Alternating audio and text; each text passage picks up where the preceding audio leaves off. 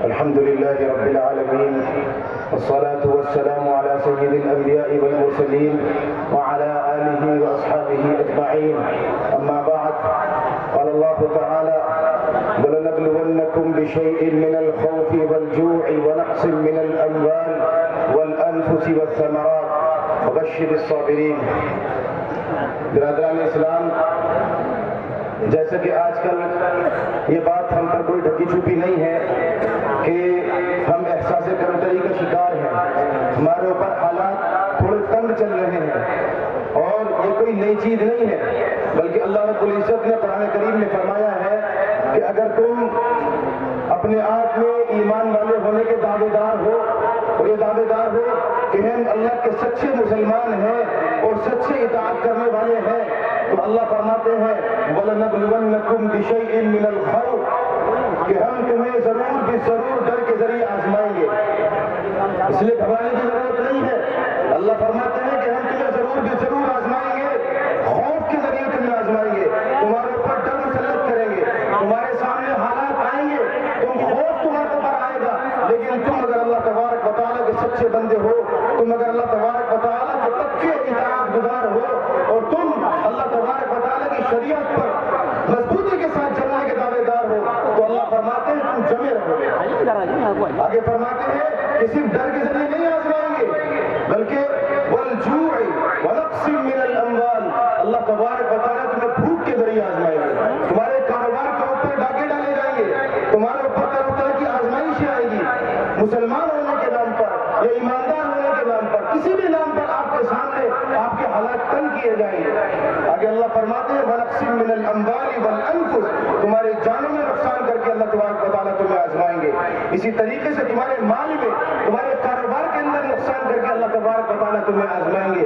وَالثَّمَرَاتِ، تمہاری کھیتیوں کو خراب کر کے اللہ تمہیں آزمائیں گے.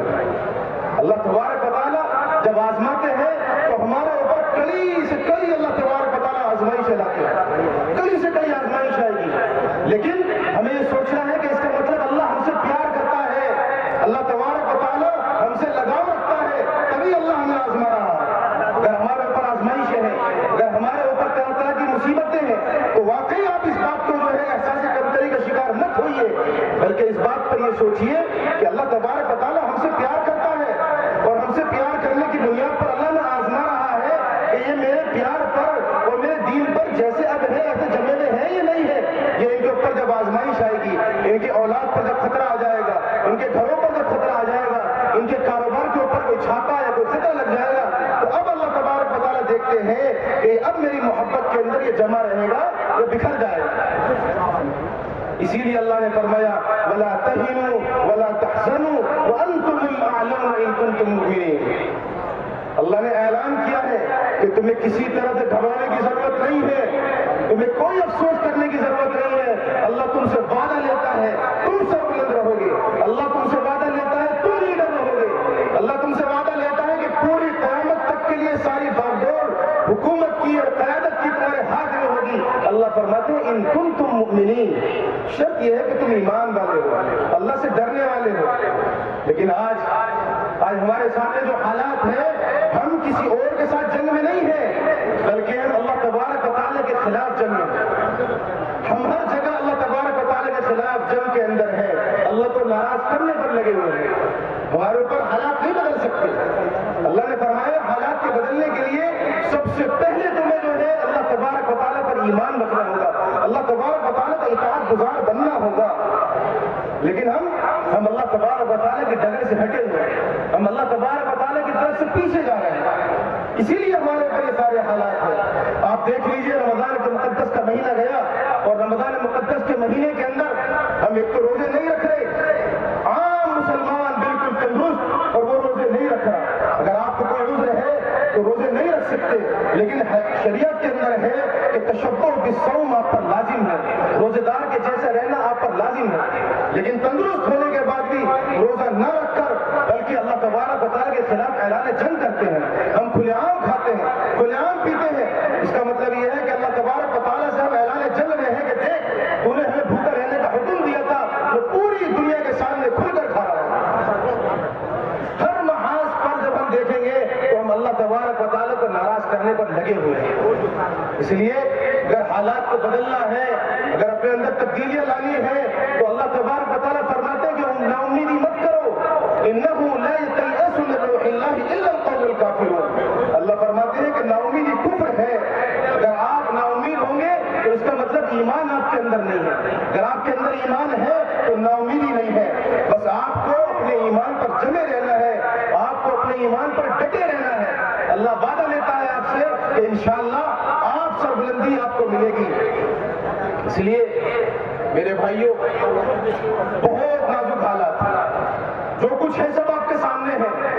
ان سارے حالات کے اندر کچھ نہیں کرنا ہے، اللہ تبارک و تعالیٰ کی طرف رجوع کرنا ہے، اللہ تبارک و تعالیٰ کی طرف ہمیں توجہ دینی ہے۔ اس کے بعد سارے حالات بدلتے چلے جائیں گے۔ ہمیں اپنی مسجدوں کو آباد کرنے کی ضرورت ہے۔ جب ہم اللہ کی طرف جڑیں گے، ہماری مسجدوں کی طرف ہم آئیں گے، تو خدا کی قسم کوئی ہماری مسجد کی طرف نہیں آ سکتا۔